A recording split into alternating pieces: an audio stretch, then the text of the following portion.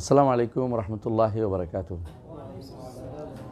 আলহামদুলিল্লাহ রাব্বিল আলামিন ওয়াসসালাতু ওয়াসসালামু আলা আশরাফিল আমবিয়া ওয়াল মুরসালিন নবিয়িনা মুহাম্মাদিন ওয়া আলা আলিহি ওয়া সাহবিহি আজমাইন ওয়া বা'দ। আলহামদুলিল্লাহ, আমরা আকীদার দুইটা চ্যাপ্টার আগাইছি। ইনশাআল্লাহ চেষ্টা করছি আমরা যেন ফিকহুল আকবার ইনশাআল্লাহ দ্রুত শেষ করতে পারি। তো আমরা আজকে যে অংশটুকু আছে, আজকে যে অংশ পড়ব সেটা হচ্ছে আল মুফাদালা বাইনা সাহাবা ওয়া যিকরিহিম বিল জামিল ওয়া যিকরুহুম বিল জামিল। তো আমরা মুফাদালার অংশটুকু আজকে কালকে পড়ছি না সকালে পড়ছি। আজকে যেখানে আমরা থেমেছি ওখান থেকে পড়ি। মুফাদালা আমরা জানি যে আফদালুন নাসকে আবু বকর, বা'দা রাসূলুল্লাহ আফদালুন নাস আবু বকর, সুম্মা ওমর, সুম্মা উসমান, সুম্মা আলী রাদিয়াল্লাহু তাআলা আনহুম আজমাইন আবিদিন সাবিতিন আল হক ওয়া মা আল হক নাতাওয়াল্লাহুম জামিআন। সবাইকে আমরা আমাদের অভিভাবক মানি। ওয়ালা নাযকুরু আহাদাম মিন আসহাবি রাসূলিল্লাহি ইল্লা বিখাইর। মুহাম্মদ রাসূলুল্লাহ সাল্লাল্লাহু আলাইহি ওয়াসাল্লামের কোনো সাহাবীকে কল্যাণ ছাড়া উল্লেখ করি না। অর্থ বুঝছেন নি? সাহাবায়ে কেরামের কোনো আগেকার কোনো কিছুকে উল্লেখ করা যাবে না। নবুয়ত অথচ ঈমান আনার আগের কী ছিল তারা যেটা উল্লেখ করেছেন সেটা ছাড়া, তারা যদি কোথাও বলে থাকে আমরা এটা করতাম এটা বলা যাবে, কিন্তু এর আগে কীটা করছেন ওইটা করছেন বইলা তাদের মান মর্যাদা ছোট অপমান হয়, মান ক্ষুণ্ণ হয়, এমন কিছু করা যাবে না। কথা বুঝে আসছে? তো যদি বলে আমরা তো হক কথা বলতেছি, সব হক কথা মানুষ বলে না, জানে, কিন্তু বলে বেড়ানোর মধ্যে পার্থক্য আছে। ওই হক কথাটা বলতে হয় যে হক কথাটা কি আছে, উপকারিতা আছে। ওই হক কথাটা বলতে হয় না যে হক কথাটা বললে মানুষের ভিতরে কি হবে, মানে ইমানের ক্ষেত্রে মানুষের ভিতরে তারতম্য হয়ে যাবে, সমস্যা হয়ে যাবে, এমন হক কথা বলতে হয় না। কথা বুঝছো কিনা? আমরা এরকম বলি, আমি উদাহরণ দিচ্ছি বোঝার জন্য, যে অমুক নবী তিনি এই গুনাহ করছে, তাহলে আমরা তো ইচ্ছা করে তার টার্গেট বানাইছেন। এই জন্য আপনারা জানেন যে শ্রেষ্ঠ মানুষ হচ্ছেন সাহাবায়ে কেরাম, রাসূলদের পরে শ্রেষ্ঠ মানুষ। তো শ্রেষ্ঠ মানুষদের টার্গেট করতে রাসূল নিষেধ করছেন, লা তাত্তাখিযুহুম গারদাম মিন বা'দি, আমার পরে তাদেরকে নিয়ে তোমরা তীরের নিশানা বানিও না। তীর নিশানা, বুঝলেন তো? বিশেষ করে সবচেয়ে বেশি এই পথটা উন্মোচন করেছে শিয়ারা, এবং শিয়াদেরকে যারা আদর্শ মনে করে ওরাও এখন এই কাজটা করে যাচ্ছে। এই একটা গোষ্ঠী, এটা হলো এক গোষ্ঠীকে ভালোবেসে এক গোষ্ঠীকে ঘৃণা করছে। আরেকটা গোষ্ঠী আছে যারা সবাইকে ঘৃণা করছে। এরা কারা? এরা হলো না, শিয়া রাফিজিরা, তারা আলীকে ভালোবাসে, একজন তো ভালোবাসছে, আর 5 জনকে ভালোবাসছে, কিন্তু একটা গোষ্ঠী আছে এদের সবাইকে ঘৃণা করে। এরা কারা? প্রাচ্যবিদরা এবং তাদের অনুসারীরা। এরা কিন্তু সবসময় লেগে আছে সাহাবায়ে কেরামের দোস্তুটি বের করার জন্য। ইতিহাস চর্চার নাম করে তারা এই কাজটা করে থাকে। ইতিহাস চর্চার নাম করে যে শিক্ষা নিতে হবে না। আমরা এই যুদ্ধ থেকে কী শিক্ষা পাইলাম, এতে কী শিক্ষা পাইলাম? এরা বিশেষ করে যে সমস্ত সাহাবীর ব্যাপারে সবচেয়ে বেশি খারাপ কথা বলে তারা হচ্ছেন তারা হচ্ছে মুআবিয়া রাদিয়াল্লাহু আনহু এবং আমর ইবনে আস, মুগীরা ইবনে শুবা। বুঝে আসছে? এদের ব্যাপারে 3 জনের ব্যাপারে সবচেয়ে বেশি খারাপ ধারণা করে প্রাচ্যবিদরা, এবং তাদের যে সমস্ত অনুসারী আমাদের দেশের ইতিহাসবিদরা। ইতিহাস চর্চার নাম করে তারা আজে বাজে কথাগুলি বলে। আর দুর্ভাগ্যের বিষয় হচ্ছে যারা আলেম না তারা এভাবে কথা বলে। আমরা দেখতে পাই যে বিশেষ করে দলীয়ভাবে কেউ যদি কোনো টেন্ডেন্সি থাকে তো তারা দোষ বের করতে থাকে। খেলাফত কেন চলে গেল এইটার কারণ নির্ণয় করতে হবে। এটা পরীক্ষায় দিবে। এটার কারণ নির্ণয় করতে গিয়ে যত দোষ সব কাকে দিবে? মুআবিয়া রাদিয়াল্লাহু আনহুকে দিবে। কথা বুঝছেন কিনা? এবং এটা বই লিখে ফেলছে কেউ, খেলাফত ও মুলুকিয়ত, খেলাফত রাজতন্ত্র, এবং বানাইছে এটা যে খেলাফতের সাথে রাজতন্ত্র একটা বড় ধরনের কমপ্লিট সাংঘর্ষিক জিনিস। অথচ রাজতন্ত্রটাও কিন্তু এই ভালো এবং মন্দ উভয়টা হইতে পারে, ভালো হইতে পারে, মন্দ হইতে পারে। আর খেলাফতের মধ্যেও ভালো মন্দ হইতে পারে। যদি কোনো আলা মিনহাজিন নবুয়া হয় তাহলে ভালো, তো আলা মিনহাজে যদি কোনো নবুয়া না হয় তাহলে খারাপই হবে। পরবর্তী অনেক খলিফা ছিল, খলিফা নামধারী ছিল, ভালো কাজ করেনি। রাজত্বের ব্যাপারেও দেখেন, যদি কেউ আলা সিরাতে দাউদ ও সুলাইমান হয়, খারাপ হইব? খারাপ হওয়ার কোনো কারণ নেই। কথা বুঝছেন কিনা? কিন্তু যদি সিরাতে অমুক পরবর্তী মারওয়ান হেমার মতো সিরাত নিয়ে আসে, অথবা মামুনের মতো সিরাত নিয়ে আসে, তাহলে তো খারাপ হবেই। তো রাজতন্ত্র খারাপও আছে, ভালো ভালো আছে, ভালো তো আছেই। আল্লাহ তাআলা কোরআনে কারীম বলেছে যে ইন্নাল্লাহ কাদ জাআলা লাকুম তালুতা মালিকান, আল্লাহ মালিক বানাইছে, বানাইছে না? আল্লাহ কোনো গণতান্ত্রিক প্রেসিডেন্ট বানায়নি। মানে যেটা মোটেই অনুমোদিত না, ওইটাকে বাঁচানোর জন্য যেটা একটা সাইড অনুমোদিত আছে, আমি পুরোটা কথা বলছি না, এইটাকে আমরা মারাত্মকভাবে নেগলেক্ট করতেছি। অথচ রাসূলুল্লাহ সাল্লাল্লাহু আলাইহি ওয়াসাল্লাম মুআবিয়া রাদিয়াল্লাহু আনহুর বিষয়টা আল্লাহ তাআলা তাকে জানিয়েছিলেন। তিনি বলেও দিয়েছেন তাকে, রাসূলুল্লাহ সাল্লাল্লাহু আলাইহি ওয়াসাল্লাম মুআবিয়া রাদিয়াল্লাহু আনহুকে সম্পর্কে কিছু ভবিষ্যৎবাণী করেছেন। সেগুলো দ্বারা বোঝা যাচ্ছে যে তিনি এটা হবে, এটা তিনিও বুঝতে পারছেন। এবং বনি উমাইয়াদের খেলাফতে ইয়া যাবে, মুলুক হবে, মালিক হবে, তারা যে যুদ্ধ করবে, স্পষ্ট হাদিসে সাব্যস্ত যে তারা যুদ্ধ করবে। আমার উম্মতের মধ্যে রাসূল এটা বলেছেন যে, এবং সেটাকে সুবহানাল্লাহ যে আমির কইছেন, যে আমির সমুদ্র প্রথম যুদ্ধ করতে যাবে, আল্লাহ তাদেরকে ক্ষমা করে দিবেন। কে ছিলেন তিনি? মুআবিয়া রাদিয়াল্লাহু আনহু। এবং রাসূলুল্লাহ সাল্লাল্লাহু আলাইহি ওয়াসাল্লাম তাকে ডেকে এনে তার দিয়া কোরআন লেখাইতেন। তিনি তো লিখতে পারতেন ভালো, এবং তিনিও অত্যন্ত ভালো ব্যবহার করতেন রাসূলের পরিবারের প্রতি। হাজার হাজার টাকা পাঠাইতেন, মাঝে মাঝে হাজার হাজার পাঠাতেন, মুদ্রা পাঠাইতেন আয়েশা রাদিয়াল্লাহু আনহার জন্য, ওনার বোনের জন্য, ওনার বোনকে হাফসা, উম্মে হাবিবার জন্য অনেক সম্পদ পাঠাইতেন। উনিও এক টাকাও নিতেন, সবগুলো দান করে দিতেন। আমাদের মার কথা বলছি। কিন্তু তাদের মধ্যে সম্পর্ক রহামা ছিল, ওই তো রহামা বাইনহুম ছিল। পরবর্তী একটা দুইটা হৃদয় বিদার ঘটনা, বড় ধরনের ঘটনা যেগুলো ঘটছে ইয়াজিদের সময়, এইটার কারণে মুআবিয়া রাদিয়াল্লাহু আনহুকে দোষারোপ করা ঠিক হয় না, কোনোভাবে দোষারোপ করা যাবে। ইয়াজিদকে দোষারোপ করতে পারেন আপনি যদি আপনার কাছে এভিডেন্স থাকে, নাহলে কিন্তু একটা মিথ্যা কথা হবে। হাসরের দিন এর কারণে আপনি কিন্তু বিপদে পড়ে যাবেন। আমি যদি কোনো মানুষের বদনামি করি, এটা কি সারা পেয়ে যাব? হ্যাঁ, কোনো মানুষের যদি আমি বদনামি করি, মরা মানুষের, তো আরও মহাবিপদ। কেন মহাবিপদ? মাফ চাওয়ার জায়গা নেই,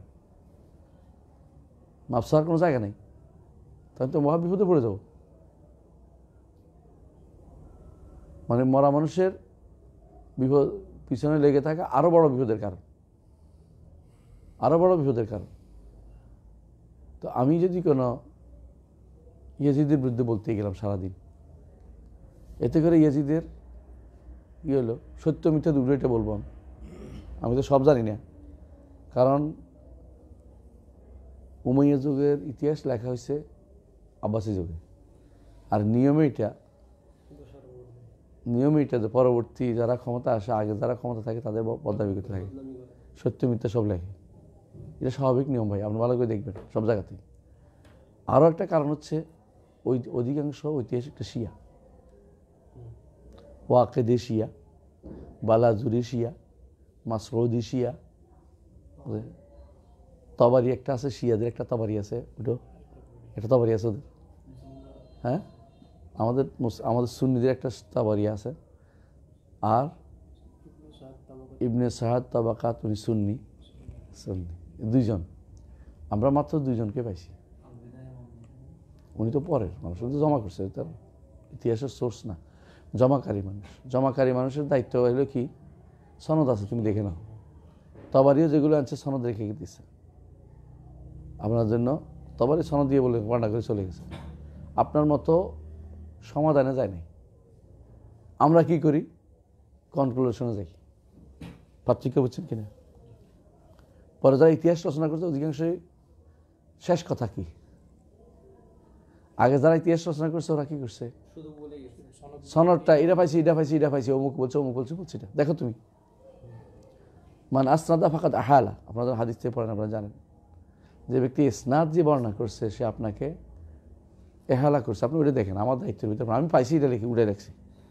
এই জন্য তবারি উল্লেখ করলে এটা আপনি নিতে পারবেন না। আপনাকে দেখতে হবে তবারির সনদ শুদ্ধ কিনা। আপনার যদি জ্ঞান না থাকে আপনি দয়া করে তবারিতে কিছু নেন না। যারা খেলাফত ও মুলকিয়ত লিখছে, এটা পড়লে বিশ্বাস করুন, এটা পড়ে কোনো ব্যক্তি মুআবিয়া রাদিয়াল্লাহু আনহুর বিরুদ্ধে যায় নাই, এটা আমি দেখিনি। অটোমেটিকলি যাবে, কারণ হচ্ছে বর্ণনাগুলি তো কনক্লুশন আছে, উনি তো সনদ স্টাডি করেন নাই।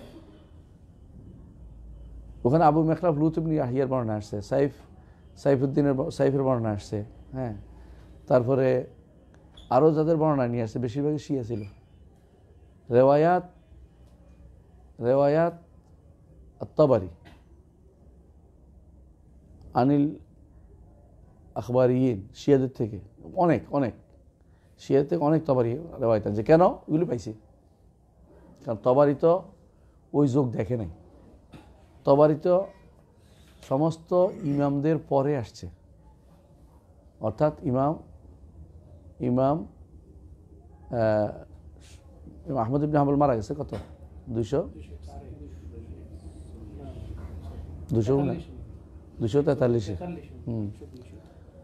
আর ইমাম তবারি মারা গেছে 310 না 310 অথবা 7, যাই বলেন আপনি, 310 মারা গেছে। 310 মারা গেলে তাহলে উনি একদম সব শেষে আসছে ইমামদের মাঝে। ওনার একটা মাযহাব ছিল, হানাফি মাযহাবের মতো একটা মাযহাব তারও ছিল। সর্বশেষ মাযহাব এটা বলা হয় খাতেমাতুল ফুকাহা বলা হয় ওনাকে, মানে হফাজ। এবং ইমাম তবারির পরে কেউ পরিপূর্ণ মাযহাবের অধিকার হয় নাই, কেউ এত বেশি এলমের অধিকারী হয় না। ইমাম তবারির বর্ণনার দ্বারা আপনি এ দলিল সব দিতে পারেন না, কারণ আপনাকে সনদ দেখতে চেষ্টা করতে পারেন, সনদে বর্ণনা করছে। কিন্তু যারা বলে তবারি থেকে আনছে ওরা এই জিনিসটা হাইড করে যাচ্ছে। তবারি কনক্লুশনে যান নাই যে এই সিদ্ধান্ত, তবারির সনদ দিয়ে বর্ণনা করে চলে গেছে। আপনারা যখন তাফসির পড়েন, তাফসির সাহিত্যে এমন জিনিস পাবেন যেগুলি হাস্যকর, অনেক কিছু আছে, এমন জিনিস আছে যেগুলি মোটেই শুদ্ধ না, এমন কথা আপনারা জানেন, কিন্তু ওনাকে সনদ দিয়ে বর্ণনা করে চলে গেছে। ওনাদেরকে আপনি ধরতে পারবেন না? সনদ আছে, দেখো আমি এটা পাইছি, আমি উঠে রাখছি, তুমি দেখে নাও, তোমার দায়িত্ব। আপনারা জানেন যে একটা কিতাব আছে আল ফেরদাউস বেমাসুরুল খিতাব, বিশাল বই, ফেরদাউস বিশাল বই। এইটার শতকরা 90% হাদিস শুদ্ধ না। যেমন ফিতানের কত পার্সেন্ট, 92% হাদিস শুদ্ধ না, 93% হাদিস শুদ্ধ না, আরও বেশি 95% শুদ্ধ না। কিতাবুল ফিতান 9 মাহবাদ। কিন্তু আমি দোষ দিচ্ছি না, কেন? সবগুলি তারা সনদ বর্ণনা করেছেন। আপনার দেখার দায়িত্ব আছে। তিরমিজি, ইবনে মাজাহ, নাসাই, এদের মধ্যে ইবনে মাজাহতে 52 হাদিস আছে না? ওনার দোষ দিতে পারবো না, কেন উনি তো সনদ সহ বর্ণনা করে গেছেন। আপনি যখন কনক্লুশন করে হাদিসটা বর্ণনা করেন, আপনি সনদ সহ বর্ণনা করেন না, আপনি বর্ণনা করতেছেন ওয়াজ মাহফিলে, আপনি বই লিখে ফেলতেছেন, আপনার থেকে আরও 10 জন নিবে, অমুকে লিখছে অমুকে বলছে, আপনারটা ডকুমেন্টারি হয়ে গেছে এখন, অথচ আপনি ওটা টাকার দরকার ছিল যে এটা শুদ্ধ কিনা। মদিনা ইউনিভার্সিটিতে এই সনদগুলি সবগুলি স্টাডি হয়েছে, এই জাতীয় সবগুলি স্টাডি হয়েছে, প্রত্যেকটা। ধরেন মারবিয়াত বদর, মারবিয়াত ওহুদ, মারবিয়াত গাজওয়াতে খাইবার, মারবিয়াতে খান্দাক, মারবিয়াত, এইভাবে একটা একটা করে সবগুলি তাহকিক হয়েছে সনদগুলি, এক একটা বর্ণনার তাহকিক হয়েছে। এগুলি তো রসুলের যুগের, এমনকি আবু বকর, ওমর, ওসমান, আলী সবগুলি তাহকিক হয়েছে। মুআবিয়া রাদিয়াল্লাহু আনহু ইয়াজিদের সময়, এবং কি ফিতনাত মাকতাল ওসমান, এগুলি একটা একটা বিষয় নিয়ে আলাদা আলাদা থিসিস হয়েছে। এত বেশি পরিমাণ হয়েছে যে এখন আর থিসিস পর্যন্ত জায়গা খুঁজে পাই না। আলহামদুলিল্লাহ, আল্লাহর খাস নেয়ামত এটা। কিন্তু আপনাকে যদি এটা সারাদিনও পড়ান, আপনি পড়বেন না। কেন পড়বেন না? আপনার তো নেতা আছে, নেতার কথাটাই শুনবেন, নেতার বইটা পড়বেন। এখানে একটা বই আছে, আপনারা দেখছেন, কারবালা, হুসাইন রাদিয়াল্লাহু আনহু কারবালা, বইটা পড়ছেন? কে কে পড়ছেন আপনাদের? কেউ পড়েনি? পুরোটা পড়তে হবে আপনাদেরকে। কেন পড়তে হবে? আপনারা তখন বুঝতে পারবেন যে ভুলটা কোথায় হয়েছে। অবশেষে সত্যের সন্ধান পেলাম, এটা বই আছে, এখানে আছে না?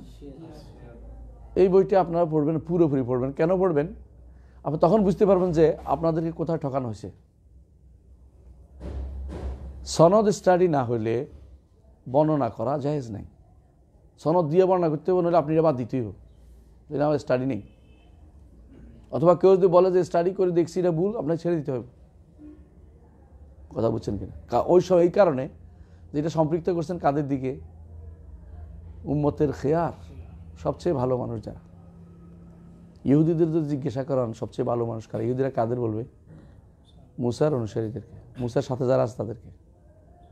ঈসা আলাইহিস সালাম অনুসারীদের, খ্রিস্টানদের জিজ্ঞাসা করলে সবচেয়ে ভালো মানুষ কারা? হাওয়ারিরা। আর আমাদের জিজ্ঞাসা করলে আমরা কারে বলবো? সাহাবীরা। শিয়াদের জিজ্ঞাসা করলে কি বলবে? সবচেয়ে খারাপ মানুষ হলো সাহাবীরা, বলবে না? উল্টা। এটা হচ্ছে আমাদের দিনের জন্য দুর্ভাগ্যের জায়গা যে এরা আমাদের ইসলামের দাবি করে ইসলামকে বরবাদ করে ছাড়ে। একটু চিন্তা করেন, মুআবিয়া রাদিয়াল্লাহু আনহু ওহী লেখক ছিলেন, হাদিস বর্ণনা করেছেন। সাহাবায়ে কেরাম বলতেন ইন্নাহুলা ফাকিহ, তিনি তো ফাকিহ। এক রাকাত ভিতর পড়ছে দেখা একজন ইবনে আব্বাসের কাছে গেছে, বলছে উনি 1 রাকাত পড়ছে, বলছে ইন্নাহুলা ফাকিহ, সে তো ফাকিহ, তার সম্পর্কে কথা বলার কি আছে আমার? মদিনাতে এসে তিনি বলছেন তোমাদের ফিকহ কমে গেছে। কে বলতেছে? নিজে বলতেছে মুআবিয়া রাদিয়াল্লাহু আনহু, খুতবা দাঁড়িয়ে, তোমাদের ফিকহের অবস্থা কমে গেছে আমি দেখতে পাচ্ছি। ফিকহের জন্য তার যে টান, এটা অসাধারণ। আর দিন হচ্ছে ফিকহ, দিন হচ্ছে দিন। দিন না বুঝলে মুখস্থ করে তো, না বুঝলে বলে তো লাভ নাই। সুতরাং যেটা বলছিলাম যে বড় জিনিস হচ্ছে দিনের মধ্যে সাহাবায়ে কেরামের চারপাশে একটা প্রতিরক্ষা ব্যুহ দিতে হবে। কোনো সাহাবীর ব্যাপারে কোনো কথা বলা যাবে না। কেউ যদি বলে উনি তো ওই সময় ইসলাম গ্রহণ করেছেন, আগে এটা করেছেন, আগে, তাহলে সে জাহিলিয়াতের মধ্যে আছে। আগে কি করছেন এটা কোনোদিন উচ্চারণ করা যাবে না, বলাই যাবে না, বলাই যাবে না। অনেকে দেখলাম দুর্ভাগ্যবশত জ্ঞানের অভাবে বলতেছে যে অমুক খানে সহিহ মুসলিমের মধ্যে আসছে যে অমুকে বলছে, আব্দুল্লাহ ইবনে আমর ইবনে আসকে বলছে আপনার চাচাতো ভাই চায় আমরা যেন অন্যায়ভাবে মানুষের সম্পদ ভোগ করি। এই তো সমালোচনা করছে। যিনি সমালোচনা করছে উনি তার সমপর্যায়ের মানুষ। কথা বুঝেন কিনা?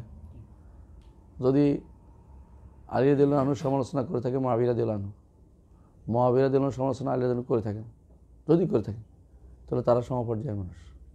আপনি কে? আপনি কি সমালোচনা করতে পারেন না? আপনার দ্বারা এই সমালোচনা হওয়ার তো হচ্ছে আপনি এমন জায়গায় হাত দিয়েছেন যেখানে হাতটা আপনার পড়ে যাবে, বিরুদ্ধে হাত দিয়েছেন আপনি।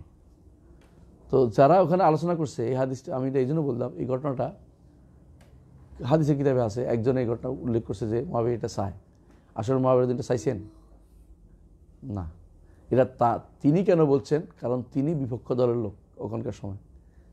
তিনি মুআবিয়া রাদিয়াল্লাহু আনহু মানে যেটা বলছেন যে যেটা আয় হয়, কিসে আয় হয়, রাষ্ট্রের যে আয়টা হয় সেনাবাহিনীর উপরে, সেটা তিনি ব্যয় করেন।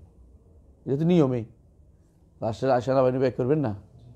তো এইটাকে ধরে নিয়েছেন তিনি, এটা হলো মূল কথা। এখানে হাদিসটা ভুলও বোঝা হচ্ছে বর্ণনাটা। এটাকে তিনি ধরে নিয়েছেন যে তিনি যেহেতু রাষ্ট্রের আয় ব্যয় করতেছেন কোথায়? সেনাবাহিনীতে। আর সেনাবাহিনীকে আমলে মানুষ মারা,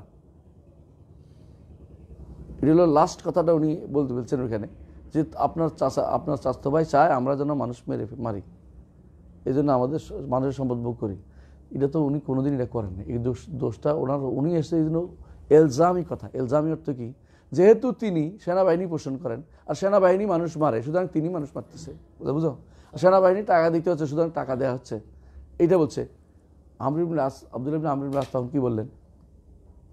আব্দুল্লাহ আমর কি বললেন? সুন্দর উত্তর দিচ্ছেন যে তারটা তার বিচার করবে, তুমি তো এটা বিচার করবে মালিক না। তুমি ঠিকমতো তোমার কাজটা ঠিকমতো করতে পারো কিনা এটা আগে দেখো। তুমি তার আনুগত্য করতে হবে, আনুগত্য করাটা করতে হবে, যতটুকু তার শরীয়তে অনুমোদন করবে একটু করো, একটু করে হও না কেন। তিনি ওর সাথে মিশে হ্যাঁ কেন করলো এটা যায় নাই। ও ভুল বুঝতে পারে, উনি তাকে তোমার ওই দায়িত্ব নয় যে তুমি ওর সমালোচনা করবো বসে বসে। কিন্তু আমরা ওইটাকে পাইছি শুধু কেউ হ্যাঁ তো সমালোচনা পাইছি। আউযুবিল্লাহ, সাহাবায়ে কেরামের কারো সমালোচনা করা যাবে না, কোনোভাবেই না। ভুলটা বলা যাবে। এখন যদি ধরেন কথার কথা আমরা বলি অমুক সাহাবী বেবিচার করছে, এটা বলা যাবে? করছে মানলাম, কিন্তু এটা বলে কি করতে হইব? অপমান করাজনক কথা। আর কি হবে? সাহাবাদের বদনামি। আরেকটা জিনিস হবে সবচেয়ে বড়, যেটা কি? গুনাহটাকে হালকা করা হবে, গুনাহটাকে হালকা করা হবে, সাহাবাদের মর্যাদাটাকে ছোট মর্যাদা ক্ষুণ্ণ করা হবে। দেখেন রসুলের নামে এখন যারা কথাবার্তাগুলি বলতেছে, রসুলের পরিবারের নামে, পরিবার নিয়ে, রসুলকে নিয়ে, এগুলি খুবই দুর্ভাগ্যজনক। এগুলি এই সমস্ত মুখ কেমনে খোলে একজন মানুষ? তার বাপের দোষ তো লুকায় না। বাবা কি করছে বলতে চায় না, ভালো দিকটা বলে। বাবা কোনোদিন কি এটা অন্যায় করছে আগে বলে বেড়াইছে। আর আমাদের কাছে মুহাম্মদুর রাসূলুল্লাহ সাল্লাল্লাহু আলাইহি ওয়াসাল্লাম আমাদের জানের চেয়ে বেশি প্রিয়, তার পরিবার আমাদের মা। আমরা এইসব কথাগুলো যখন আলোচনা করতে যাই, যেখানে মুখের কোনো লাগাম না থাকে, এর চেয়ে দুর্ভাগ্যজনক কিছু হইতে পারে না। আর সাহাবায়ে কেরাম, তাদেরকে ভালোবাসতে হবে। কেন ভালোবাসতে হবে? ফাবিহুব্বি আহাব্বাহুম, আমাকে ভালোবেসে তাদেরকে ভালোবাসছে। আল হুব্বু ফিল্লাহ, আল্লাহর জন্য তাদেরকে বেশি ভালোবাসছেন। আল রসুলকে ভালোবাসলে তাদেরকে ভালোবাসতেই হবে, এটা রসুল বলেছেন। এটা ফামান আহাব্বাহুম ফাবিহুব্বি আহাব্বাহুম ওয়া মান আবগাদাহুম বুগদি আবগাদাহুম। কেমনি লাগাই দিলেন কঠিনভাবে। আপনি একজনকে যদি ঘৃণা করেন, তাহলে আপনি কিন্তু রসুলকে ঘৃণার ভিতরে, পাত্রের ভিতরে পড়ে যাচ্ছেন আপনি। সাহাবায়ে কেরামের ব্যাপারে এই জন্য কোনোভাবেই কোনো কথা বলা যাবে না, একজনও না। যদি কেউ বলে যে এটাতে শিক্ষণীয় কি, বলে শিক্ষণীয় নাই, শিক্ষা নেওয়া লাগবে না এর থেকে। আমার মনে আছে সফিউর রহমান মুবারকপুরি রাহিমাহুল্লাহ, তার কাছে একদিন গেছিলাম, যা বললাম যে মুআবিয়া এবং আলী রাদিয়াল্লাহু আনহু দুইজনের মধ্যে ঝগড়া হয়েছে, আপনি কাকে বেশি উত্তম মনে করতেছেন? বুঝে এবার আমি কথা বলবো না, এবার আমি কথা বলবো না, কারণ আমি উত্তম মনে করলে একজনকে অদম মনে করা হচ্ছে। সাহাবায়ে কেরামের ব্যাপারে উত্তম অদমের ব্যাপারে দলিল বেইত বলা যাবে না, কথা বুঝেন কিনা? আপনি যদি বলেন যে আবু হুরায়রা রাদিয়াল্লাহু আনহু উত্তম, ইবনে ওমর রাদিয়াল্লাহু আনহু অদম, তো আপনি মিথ্যা কথা বলেন, কারণ আপনার কাছে দলিল নেই। উত্তম অদম মাপকাঠি আপনার কাছে কি? কোনো সাহাবী ব্যাপারে উত্তম অদম বলার ক্ষমতা আপনার নাই, বলতে পারবেন না। বুঝে আসছে কথাটা? রাসূলুল্লাহ সাল্লাল্লাহু আলাইহি ওয়াসাল্লাম স্পেশালি নিষেধ করে দিয়েছেন যে ইদা যুকিরা আসহাবি ফামসিকু, আমার সাহাবীদের কথা আলোচনা আসলে চুপ মেরে দাও। আর আমরা শিক্ষা নেওয়ার নাম করে সমালোচনা শুরু করে দিচ্ছি। এই পর্যন্ত যারা পথভ্রষ্ট তারাই সাহাবীদের সমালোচনা করছে। শিয়ারা পথভ্রষ্ট, সাহাবীদের সমালোচনা করছে। খারেজিরা পথভ্রষ্ট, সাহাবীদের সমালোচনা করছে। মুতাজিলারা পথভ্রষ্ট, সাহাবীদের সমালোচনা করছে। মুতাজিলারা তো ইবনে ওমরকে বলতো জমহুর, বুঝছেন, গণমানুষ, গণমানুষের লোক, সাধারণ লোক আর কি, সাধারণ লোক, মানে বুঝতো না। নাউযুবিল্লাহ। বিবেককে যারা প্রাধান্য দিবে তারা এই কাজে আসবে। আর ঠিক যারা খেলাফত প্রতিষ্ঠার জন্য পাগল হয়ে গেছে এখন, তারা এখন খুঁজতে থাকে যে খেলাফত থেকে মুলুকিয়াত কেমনে হইল, এবং তারও সাহাবীদের উপর দিয়ে দোষটা খুঁজে বেড়াচ্ছে। বুঝলেন না কথাটা? এইটা একটা অন্যায়, এটা গুনার কাজ। আপনি ওই দোষ খুঁজবেন না। আপনি খেলাফত প্রতিষ্ঠা করার চেষ্টা করেন, খেলাফত প্রতিষ্ঠার আপনার চেষ্টা, আপনার মন থাকবে, কিন্তু আপনি পারবেন না। খেলাফতের বর্তমান যে অবস্থা, এটা কি খেলাফতকে ব্যক্তি প্রতিষ্ঠা করতে পারে? একটা রাষ্ট্র প্রতিষ্ঠা করতে পারবে? বাংলাদেশে আমরা সবাই মিলে ভালো হয়ে গেলাম, খলিফা নির্বাচন করে দিলাম একজনকে, খলিফা হইব? হ্যাঁ, খলিফা কয়জন হইব? খলিফা তো একজন হবে, তাই না? প্রত্যেক রাষ্ট্রকে একটা খেলাফত হইব। খেলাফত হইতে হলে আবার মুসলিম রাষ্ট্র একটা সূত্রে আসতে হবে। এটা রাষ্ট্রীয় কাম, ব্যক্তি কাম নয়। তো খেলাফত আন্দোলন নামে যতগুলি হবে এগুলো বহু দেখাম। খেলাফত কেমনে বানাবে, রূপরেখা দেখতো কেমনে খলিফা হইব? বাংলাদেশের ক্ষমতা দখল করলে খলিফা হয়ে যাব? মানলাম, ধরেন মামুনুল হক ভাইরা ক্ষমতা চলে গেল, একদম দিয়েই দিলাম, না ক্ষমতা দিয়ে দিলাম, দেখ খলিফা বানাতে কেমন, কারা বানাবে? সৌদি আরব মানবে না কেন? তাদের আকীদার বিরোধী, তাই না? মানবে? পাকিস্তানরে মানবে না, এই বেটা তো আমাদের দলের না, এত বেটা কবর বুঝেন, অমুক কানে কেটা, না না এটা নেওয়া যাবে না, অমুক কানে নেওয়া যাবে না। তো খেলাফত কেমন হইব? আপনি খেলাফত আন্দোলন করছেন, খেলাফত তো আপনার কাছে খেলাফত কিছুই নেই, আপনার কাছে কোনো কি নাই। খেলাফত রূপরেখা দেন, তো একটা সুন্দর একটা রূপরেখা দেন যে কেমনে খেলাফতটা হয়ে যায়। সুতরাং এই খেলাফতের আন্দোলন এটা একটা ফাও কাম। আপনি বরং খেলাফত আন্দোলন আপনি করতে পারবেন না। খেলাফতের নাম দিয়ে যারাই রাজনৈতিক দল করছে সবগুলি বুয়া কাম করতেছে। খেলাফত প্রতিষ্ঠা করতে কেউ পারবে না। কেমনে পারবে? দোয়ার মাধ্যমে। আর মানুষকে খেলাফত প্রতিষ্ঠা হলে বড় যারা ক্ষমতায় আছে ওদেরকে আপনি কি করতে হবে, ওদের মধ্যে আপনাকে প্রভাব বিস্তার করতে, ওরা যেন আলোচনা করে একজন খলিফা বানায়। আপনার কথা দিয়ে খলিফা হবে না, আর আপনার ক্ষমতায় গেলে আপনার দ্বারা খলিফা নির্বাচন হবে না। এটা হবে একটা সামষ্টিক কাজ। তো খেলাফত আন্দোলন যেটা চালু হয়েছিল ওই সময় হয়েছিল, যে সময় খেলাফত বাদ যাচ্ছিল, তখন দরকার ছিল সবাই মিলে যদি কোনো এটা আবার তৈরি করতে পারতো, খলিফা কথা হইতো, তাহলে শান্তি ছিল। এখন আপনি রাষ্ট্রগুলি হয়ে গেছে প্রত্যেকে স্বয়ংসম্পূর্ণ। রাষ্ট্রগুলির প্রধানগুলি হচ্ছে সবচেয়ে নিকৃষ্ট মানুষরা, যারা দিন ইসলামকে কোনোদিন তারা কোনো সংবিধানে আনতে চায় না, কোনো কিছুতে আসতে দিতে চায় না, দিনের বিরুদ্ধে তারা সব কিছু করতে চায়। খানকা মাজার ভাঙ্গা যাবে না ওরা ঘোষণা করে দিয়েছে, গজল আর গীতি গাইতে পারবে এর বিরুদ্ধে কথা বলা যাবে না ঘোষণা করতেছে। সেখানে আপনি খেলাফত কায়েম করবেন কি দিয়া? আপনার সংবিধান, দেশের সংবিধানও খারাপ অবস্থা। আপনি একটা সংবিধান দেখাইতে পারেন যে একটা সংবিধান এরকম বানাবো, কারণ আপনি ভয় পাচ্ছেন এটা দিলে যদি আমেরিকা আমার বিরুদ্ধে লেগে যায়, আমার যদি কোনো ব্ল্যাক লিস্ট করে ফেলে, তো এটা আমি কোনোদিন দিতে পারবো না। আপনি এটাও বলতে সাহস পাত না, তো আপনি খেলাফত কায়েম করে ফেলবেন। সুতরাং খেলাফত কায়েমের দিবা স্বপ্ন কোনোদিন কায়েম হবে না, এটা বুয়া কথা। খেলাফত কায়েম হইতে হলে এটা রাষ্ট্রীয় ব্যাপার, আন্তঃরাষ্ট্রীয় ব্যাপার। প্রত্যেকটা রাষ্ট্রের মধ্যে যতক্ষণ পর্যন্ত কমপ্লিটলি ইসলামিকরা ক্ষমতা না আসবে, অথবা তাদের ইসলামীদের প্রভাব না আসবে, ততক্ষণ পর্যন্ত খেলাফত কায়েম হবে না। এবং এটার জন্য আপনি চেষ্টা না করে আপনি নিজের দেশে নিজের যেখানে আছেন এখানে দাওয়াত এবং তাবলীগ নিয়ে থাকেন, সবচেয়ে ভালো আপনার জন্য। এটা হলো কাজ। তো যারাই সমালোচনাটা কেন নিয়ে গেছে ওখানে, যে খেলাফত নষ্ট করছে কারা, এই চিন্তা করতেছে। খেলাফত নষ্ট করছে কারা ওইটা চিন্তা না করে খেলাফত কেমনে হবে ওইটা চিন্তা করতে পারেন। আর সবচেয়ে বেশি দরকার যেটা আপনি পারবেন এটা করেন। আপনি খেলাফত প্রতিষ্ঠা করতে পারবেন না, বাংলাদেশের মানুষ কোনোদিন খেলাফত খলিফা করতে পারবে না। বাংলাদেশের মানুষ খলিফা কে কারে মানবে? বাঙালিরে মানবে? বাঙালি এমন কি আছে যারে মানার জন্য সারা বিশ্ব ব্যস্ত আছে? আমাকে বলেন তো, কোন ব্যক্তি আছে বাংলাদেশে যারা মানবে? কোনো দিক দিয়ে মানার মতো না। তো খলিফা হইবেন কেন? আপনি খলিফা হইবেন? আবার এমন দেশে খলিফা মাঝে মধ্যে আপনারা দাবি করেন যে অমুক দেশে খলিফাতুল মুসলিমিন হইব, যে দেশে মদের লাইসেন্স আছে, মদের বার আছে রাস্তায় রাস্তায়, কোনায় কোনায়, কোনায় কোনায় বার আছে, প্রস্টিটিউটের নম্বর আছে, কোনো ইয়া লাগে না, প্রস্টিটিউশনের কোনো কিছু লাগে না, আছে এইগুলি। যে দেশে সদ্য মাত্র নামাজ পড়ার সুযোগ পাইছে, মানুষ দাঁড়িয়ে রাখার সুযোগ পাইছে, সেখানে খলিফা আবার আসবে, আপনি আশা করে বসে আছেন, আশা করতে থাকেন, দেখা যাক। সুতরাং আমি যেটা বলতে চাচ্ছি, যেই কারণে সাহাবাদের সমালোচনা হচ্ছে, এই কারণটা একটা বেহুদা। সাহাবাদের সমালোচনা করার সুযোগ নাই। যে কেউ সাহাবাদের সমালোচনা করবে সে পথভ্রষ্ট হবেই হবে, সে হবেই হবে, কোনো সন্দেহ না। আজ হোক কাল হোক পথভ্রষ্ট প্রমাণিত হবে। এই জন্য সাহাবায়ে সমালোচনার নামে যারা বই লিখছে, সমালোচনা করে নাই, ওরা খেলাফতের মুলুকিয়তের সমালোচনা লিখছে, মানলাম। আমরা মুলুকিয়তের পক্ষের কথা বলছি না, পক্ষে কথা বলা আমার দায়িত্বও না।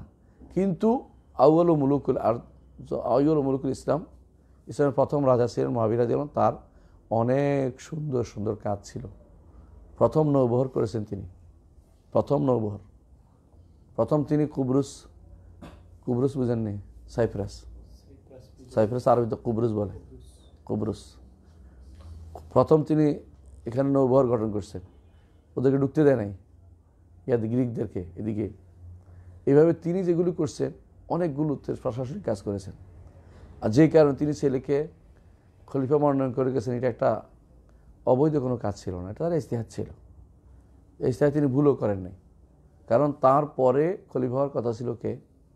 হাসান। কিন্তু হাসান তো মারা গেছেন, বাকি রইল কে? হুসাইন। হুসাইনকে খলিফা দেওয়ার কথা কেউ বলে নাই। এমনকি মদিনাবাসীরা, মক্কাবাসীরা হুসাইনের খেলাফতের একমত ছিল না।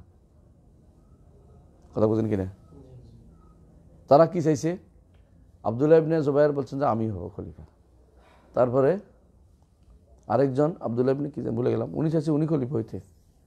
বুঝে আসছে? এখানে তিনজনই ছিল খেলাফতের হকদার, মানে তারা হইতে পারত। কিন্তু রাষ্ট্র নিয়ন্ত্রণ করা, একটা বিশাল সময় মদিনা থেকে যারা চলে গেছে, এরা এখানে কোনো একটা রাষ্ট্র প্রতিষ্ঠা হয় কিসের উপর জানেন? বাহিনীর উপরে। মদিনাতে কোনো বাহিনী ছিল না, বাহিনী পুরোটা হচ্ছে দামেস্ক কেন্দ্রিক বাহিনী না থেকে আপনি মদিনাতে কিসের উপর ভিত্তি করে আপনার বাচ্চা কাচ্চা নিয়ে যেটা করছে, যে কেউ মানুষ বাচ্চা কাচ্চা নিয়ে যুদ্ধ করা যায়? ওনার উপর দিয়ে অন্যায়ভাবে জুলুমটা হয়েছে না?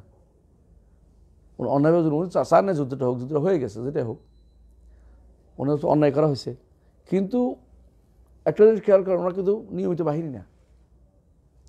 নিয়মিত বাহিনীর একটা মর্যাদা আলাদাই থাকে সবসময়, ওর ট্রেনিং থাকে, চলাফেরা থাকে, ওদের জন্য আলাদাই থাকে, বরাদ্দ থাকে, সব কিছু।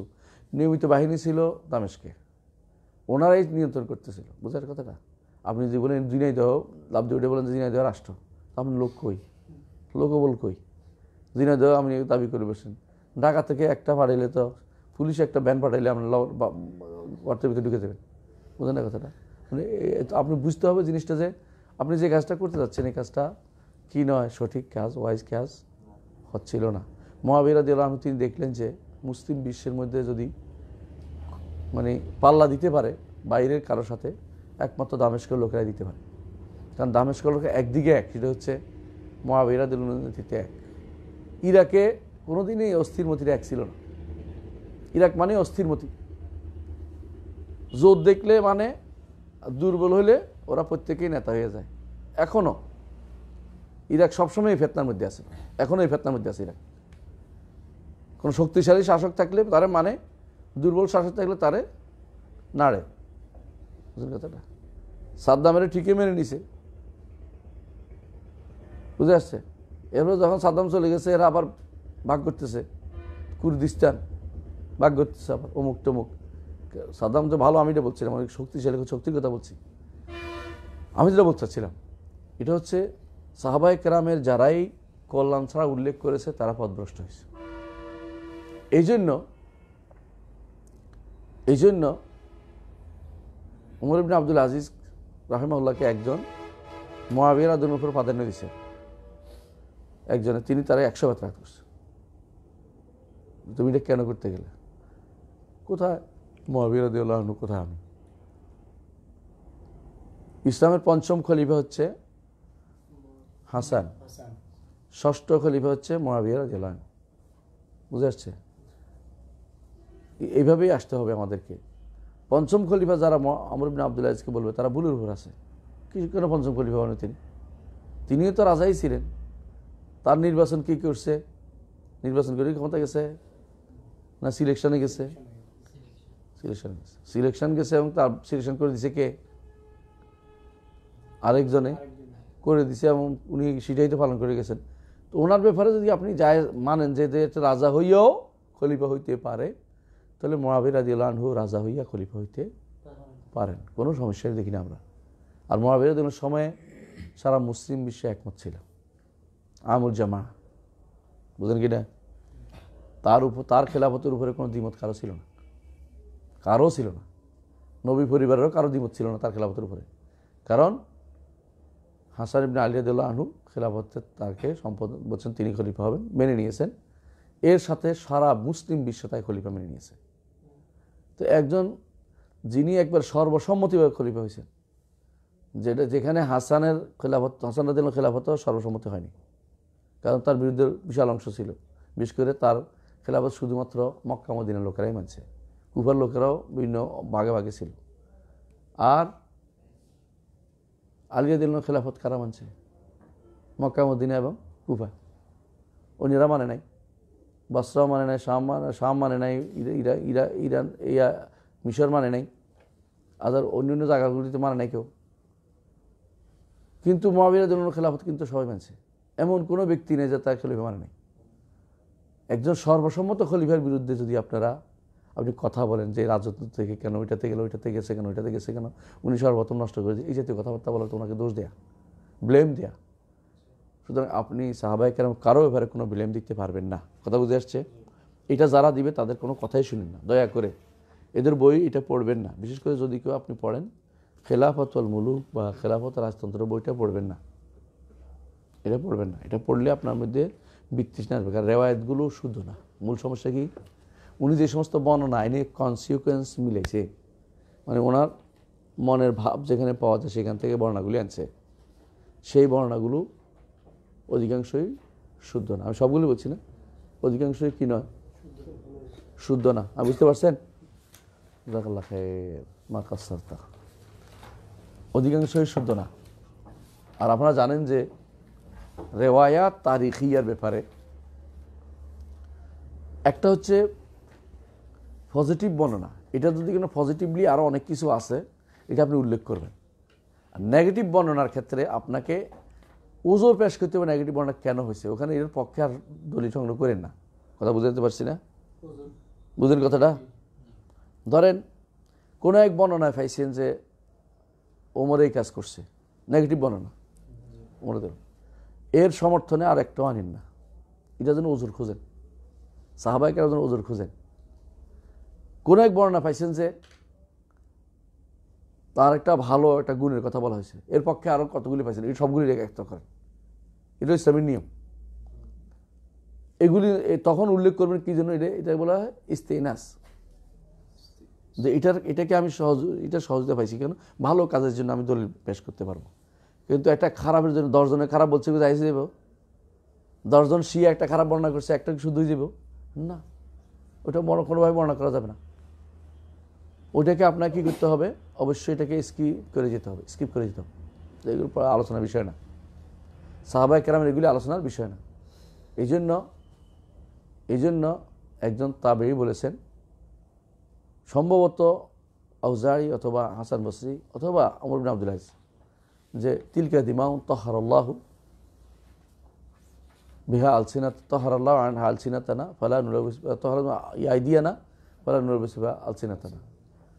এই রক্তগুলি আল্লাহ আমার হাতে রঞ্জিত করেন নাই, আমি জিহ্বা দিয়ে এটাকে, ওমর ইবনে আব্দুল আজিজ, হ্যাঁ, তিনি বলেছিলেন যে আমি এটা দিয়ে আমার জিহ্বাকে রঞ্জিত করব না। এই নীতি অবশ্যই অবলম্বন করতে হবে। এই নীতির বাইরে গেলে সে আহলে সুন্নাত জামাত না। এই কথাটাই আবু হানিফা রাহমাতুল্লাহি আলাইহি বলেছেন। কি বলেছেন দেখেন, আমরা শেষ করবো এখনই, এটা কথা শেষ করি আগে। তিনি বলেছেন দেখেন, ওয়ালা নাযকুরু আহাদাম মিন আসহাবি রাসূলিল্লাহি ইল্লা বিখাইর। আহাদান, রাসূলুল্লাহ সাল্লাল্লাহু আলাইহি ওয়াসাল্লাম কোনো সাহাবীকে কল্যাণ ছাড়া উল্লেখ করব না। তো এর মধ্যে যদি কোনো কেউ আবু হুরায়রা রাদিয়াল্লাহু আনহুর বিরুদ্ধে নামে, তাহলে সেও পথভ্রষ্ট। বুঝে আসছে? এমনকি সব সাহাবাতে কুফরুন, যদি গালি দিয়ে তো কাফেরে যাবে, কুফুরে তো পড়বে, এবং যদি কেউ তার বিদ্বেষ পোষণ করে তাহলে কাফের হয়ে যাবে। তো আমরা এমনকি এই কথা আরো সুন্দর করে বলছে কে, ইমাম তাহাবী লা নাজকুম ইল্লা বিখায়র, এইখান এই কথাটাই তিনি নিয়ে গেছেন ওখানে, যে কল্যাণ ছাড়া তাদেরকে উল্লেখ করব না। এবং তাদের ব্যাপারে সবচেয়ে সুন্দর বলছেন শাইখুল ইসলাম ইবনে তাইমিয়া তার ইয়ার মধ্যে ফতোয়া আল আকিদাল ওয়াসিতিয়ার মধ্যে, মনে আছে আপনাদের পড়ছেন কি ভাগ্য দিয়েছিলাম না, মনে আছে লিখছিলাম, আকিদাল ওয়াসিতিয়া আছে এখানে, নেন তো দেখি আমি বুঝে দিই।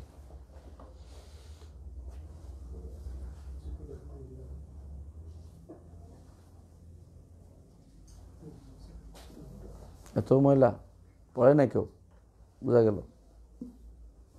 আপনারা ব্যক্তিগত পড়ালেখা বাদ দিয়ে দিয়েছেন, আমি বুঝছি। আপনাদেরকে তো কেমন ডিগ্রি দিব, সার্টিফিকেট দিব না শেষে, ব্যক্তিগত পড়ালেখা শেষ না করা পর্যন্ত কোনো সার্টিফিকেট নেই। যেগুলো সিলেবাস আছে সিলেবাস অবশ্যই আপনাদের শেষ করতে হবে, দিনে রাতে 24 ঘন্টা যাবেন পারেন, গাড়িতে নিয়ে পারেন, সিলেবাস পড়ে ফেলতে হবে। বুঝে আসছে কথাটা? প্রত্যেকে এক একটা বই শুরু করে দেন। দেখেন শাইখুল ইসলাম কি বলছে, আপনার বুঝে দেখেন, পছন্দ হবে আপনার।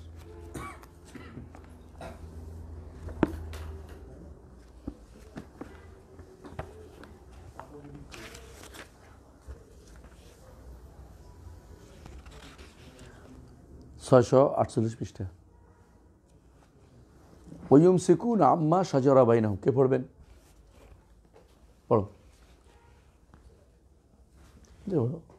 নিচের পড়ার দরকার নেই। এবং সাহাবা এবং আহলে সুন্নাত জামাতের নীতি হচ্ছে সাহাবায়ের মধ্যে যা ঘটেছে এই ব্যাপারে কোনো রকমের কথা না বলা। হ্যাঁ, এবং তারা বলে যে এই সমস্ত আসার যেগুলি বর্ণিত হয়েছে, হ্যাঁ,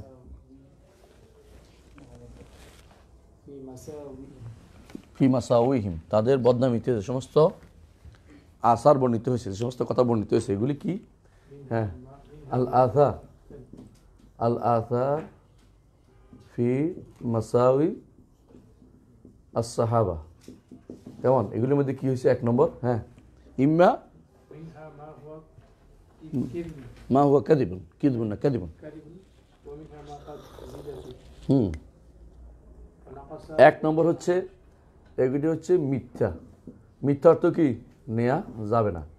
2 নম্বর হচ্ছে কি? জিদা ফিহি। 3 নম্বর হচ্ছে নাকাসা ফিহি। জিদা ফিহি বুঝছেন তো? বাড়ানো হয়েছে, অতিরঞ্জিত করা হয়েছে, তিলকে তাল করা হয়েছে, এটা কি নেওয়া যাবে? না, যাবে না। নাকস অর্ধেক বলছে আর অর্ধেক বলে নাই, তো এটা নেওয়া যাবে না। সামনে আসেন। অথবা গুইয়ের আনওয়াজি সাহি, শুদ্ধ অংশটাকে অন্যদিকে ঘুরিয়ে দিছে, মূল অর্থ থেকে তাকে সরাই দিছে, ব্যাখ্যা নিচে পড়েন, পরে আমি বুঝিয়ে দিচ্ছি। হ্যাঁ, গুইয়েরা আন ওয়াজি সাহি, এটা কি নেওয়া যাবে? নেওয়া যাবে না, তো এটাও নেওয়া যাচ্ছে না। হ্যাঁ, তারপরে এখন আসেন, এগুলি তো গেল। এখন আসেন আর একটা জিনিস হচ্ছে, বলবেন যে না সহি, কি সহি রায়ত পাওয়া গেছে। এটার মধ্যে একটা হচ্ছে তারা কি মাদুর, কি আছে? ওজোর আছে, কোনো একটা ওজোর অবশ্যই আছে। হ্যাঁ, তারপরে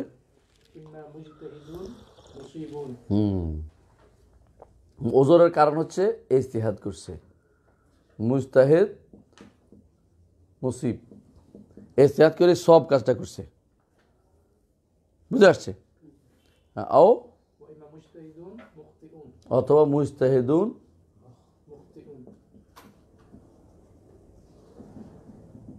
এখানে কয় সওয়াব? 2 সওয়াব। এখানে কয় সওয়াব? 1 সওয়াব। হ্যাঁ, আপনি বুঝতে পারছেন? আর আছে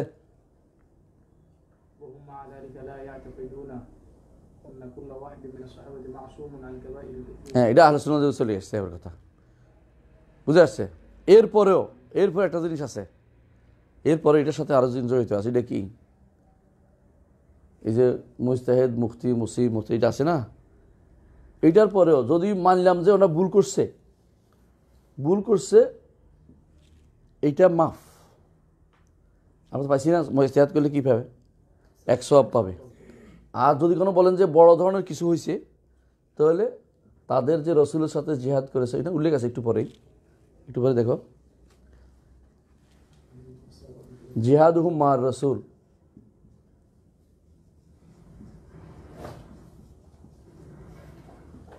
জিহাদের কাছে এটা একেবারে কিছুই না, ফোটার মতো না। এইটা হাসানাত, এই তো তাদের সমস্ত হাসানাত আছে, এগুলির তুলনা এগুলি কিছুই না।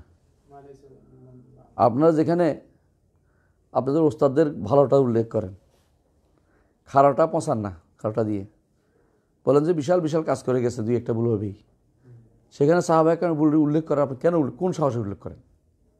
তাদের হাসানাতের মধ্যে এইটা একটা কি, একটা সমুদ্রের মধ্যে একটা সুই পড়ার মতো, সমুদ্রের মধ্যে সুই পড়ার মতো হাসানাত, বিহারুল হাসানাত, হাসানাতের সমুদ্রে এটা কিছুই না। তারপরে আর আসেনি, আছে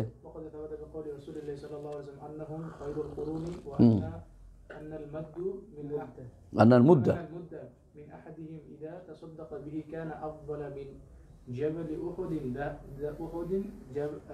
রাসূল বলছেন যে তারা যে এক মুঠ দিছে, বহুত পরিমাণ দিলে ওদের সেটার মতো কেউ উঠতে পারে না। তাহলে ওনাদের যে হাসানাত এগুলি কত বেশি, এক মুঠ তো দেয় না, ওরা তো অনেক কিছু দিছে। মুঠ বুঝেননি?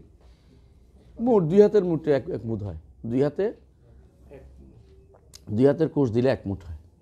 কোষনি বলে না, আঁজলা বলে, আঁজলা শব্দটা খুঁজে পাই না, মাঝে মাঝে মনে হয় ও তো হারিয়ে যায়। আঁজলা, এক আঁজলা দিলে 1 মুঠ হয়। আসলে তখনকার দিনে 2 রকমের ইয়া ছিল, একটা হলো মাফ, আর হলো মাফ না, হাতের আঁজলা। তো মুদটা ছিল হাতের আঁজলা, সারটা ছিল হাতের, এটা 4 ভাগ দিলে হয়তো এটা 1 সা। এটা মুদ আছে না, মুদ 4 মুদে 1 সা, তো এইরকম 4 ভাগ দিলে হয়, বুঝছেন কথাটা? তো এইটা তখনকার দিনে বাটখারা হিসাবে যেটা হইতো, যেমন আগেকার দিনে তেল মাপতো না, তেল মাপার মতো। তেল কেমন ওজন দিয়ে মাপে? এখন ওজন দিয়ে মাপে, আগের তেল ওজন দিয়ে মাপতো না। এই কৌটা ছিল, বুঝতে কথাটা, কৌটা দিয়ে ঠিক ফোড়া পর্যন্ত দিত, যতক্ষণ পর্যন্ত ফোড়া না পড়ছে ততক্ষণ পর্যন্ত সমান করতো। তো এই মুদ এবং সার ছিল এরকম কৌটা, বুঝছো কিনা? ওই কুমিল্লা নোয়াখালী দেখো খুশি তোদের কাছে নাকি আসিল না? আমার ব্যবহার হয় না, এগুলি ওই সরকার নিষিদ্ধ করে দিছে ব্যবহার করা অনেক কিছুতেই। তো দুইটাই ছিল, এর দাব্বা বলতো, কাফিজও বলতো। এর দাব্বা বলতো মিশরের, এর দাব্বা বলতো, আর এই ইরাকিরা কাফিজ বলতো। এগুলি সবগুলি কিন্তু এই আঁজলা, মানে আঁজলা দিয়ে ধরতো। তো আঁজলা দিয়ে কিন্তু মদিনাবাসীদের আঁজলা আর ইরাকবাসীদের আঁজলা ভিন্ন ছিল, এই জন্য পার্থক্য হয়ে গেছে 2 জায়গাতে। এই জন্য যেটা 100 মদিনার, এটা ওখানে যে আধা 100 একটু বেশি ইরাকে, বুঝে আসছে? কারণ ওরা এমন বেশি করে ধরতো যে, তো মদিনাবাসীরাও তো একটা আঁজলাই দিত, হয়তো বা কোথাও হয়তো জানি না কী কারণে। এইটা লই ঝগড়া হয়েছিল আবু ইউসুফ এবং ইমাম মালিকের মধ্যে। শেষ পর্যন্ত বলছে যে, আবু ইউসুফ বলছে না এটা না, আমি যেটা বলছি এটা। তো ইমাম মালিক বলছে, প্রত্যেকে কী করবা, কালকে প্রত্যেকে মুদগুলো নিয়ে আসবা। সবাই দেখে তো মসজিদ ভর্তি হয়েছে মুদে, রসুলের যুগে আমরা এটাই মাপতাম, রসুলের যুগে আমরা এটাই মাপতাম। এই মুদ ওজন না, এই মুদ হচ্ছে পরিমাপক একটা যন্ত্র, এবং এটা তেল মেশার মতো, তেলের মতো, তেল বেচতো না, পানি মাপা আছে না, ওইটার মতো জিনিস দিয়ে মাপছে, ওজন দিয়ে মাপতো না। কারণ যদি আপনি ধরেন পায়জাম চাইলে, তাহলে ওজন বেশি হবে, ওজন অনেক বেশি লাগবে, বেশি ধরবে। আর যদি মোটা চাইলে 2800 তুলে কম লাগবে ওজন, তাহলে ওজন দিয়ে আসলে জিনিসটা মাপা যায় না। আমাদের ভাইরা থেকে ওজন, কত ওজন, কারণ তার মাথার ভিতরে কোনোদিন আসেই নাই আরেকটা বাটখারা প্রচলন ছিল। এটা আমরা দেখছি, নতুন প্রজন্ম উঠেই যাদের মাথার ভিতরে আসেই না, আনতেই পারি না যে এটা আরেকটা জিনিস ছিল। এটা কোনোদিনে ওজন দিয়ে দিত না, এটা দিত কি মাপে মাপে। আমরা কাঠা বেচতাম, আমার বাবা কাঠা বেচতাম, 1 কাঠা দিত এত টাকা। এটা ওজন কত এটা দিন চিন্তা করতো না তারা কোনোদিন। ধান বেচতো কাঠা কাঠা, বাজারে 1 কাঠা নিয়ে যেত, 1 কাঠা নিয়ে আসতো একজন, 1 কাঠা 20 ধরো 200 টাকা এরকম নিত, বেচতো। ওজন কত হয়েছে দেখতো না। ওজন আমি শেষ জীবনে দেখছি ওজন বেশি, বেশিরভাগ আমরা কাঠা খুশি দেখছি। খুশি ছিল, খুশি বুঝো নাই? সাধারণত শাশুড়িরা বলে বউ 1 খুশি চাল দাও, মানে রান্নার জন্য ওনারা ওজন করে রান্না পাতিলে দেয় না, একটা মাপ আছে ওইটা দিয়ে দেয়। এখনো আছে না? এইটা আছে তখন। হ্যাঁ, কৌটো, বুঝলো? এই কৌটোটা তখন ইয়া দিয়ে বানাইতো, এই এখন বানায় তেল দিয়ে, তোরা দেখাস না এটা, ওই সময় বানাইতো, তখন এত কাঠ ছিল না। হ্যাঁ, মালা দিয়ে বানাইতো, কখনো তেল, কখনো ইয়া দিয়ে বানাইতো, এই বেত দিয়ে বানাইতো, বেত দিয়ে বানাইতো। হ্যাঁ, তোরা পুরা বলস না, ওইটা বেতের দিয়ে বানাইতো, সুন্দর করে বাঁধাইও থাকতো সুন্দর, এটা দিয়ে বানাই অনেকদিন থাকতো। এখন তো ধরো মাসিমারা তোমাদের বানাইছে প্লাস্টিক দিয়ে, আমি আমার দেখছি আমার মা মাসিমারা এই বেত দিয়ে বানাই ফেলতো, লম্বা এটা ধরে দেখলাম, ঠিক আছে, কোনো নষ্ট হয় না, বহুদিন যাইতো এটা, কারণ এটা ইয়া দিয়ে ওই যে কাইটা বাঁশ কাইটা বানাই ফেলতো। তো এরা কিন্তু পারতো গ্রাম দেশে। আমি মাঝে মধ্যে আমার গিন্নিকে বলি যে একটা মাসিমারা বানাইতে পারে না, তোমরা আর কি করতে পারবে? বোঝানোর জন্য বলি আর কি, এই জন্য যে এরা আগে আরও অনেক শৈল্পিক ছিল, অনেক ভালো ভালো কাজ করতে পারতো গ্রামের মানুষ। এখন অনেকটা শহরে হইয়া অলস, সব আমরা অলস হয়ে গেছে। আগে গ্রামের মানুষ অনেক কাজ করতে পারতো। তো এখন এক সময় ওই যে পিড়া, তারপরে মোড়া, এগুলি কিন্তু এরা বানাইছে। এখন সব ওই তথাকথিত এরা বানাইছে, নাউজুবিল্লাহ, নাম উচ্চারণ করতে চাই না, এরা বানাইছে নাউজুবিল্লাহ, কাদিয়ানি বানাইছে। এখন কাদিয়ানি ঘরে মানুষ অলস বানাই ফেলছে। আগে আমরা যে এই মাছ ধরার জন্য পানি সেচন, তোরা কি কস? আমরা একজনের আমরা কইতাম শেষা, এটার কইতাম আমরা, এটার হেউত কইতাম, হেউত। তো এইটা দিয়ে পানি করতে হবে, দিক সেদিক ফেলাইতাম। তো এটা কাঠ, এটা কিন্তু কোনোদিন ইয়াদ ছিল না, এটা সবসময় বেতে দিয়ে বানাইতো, বাঁশ কাইটা বানাইতো।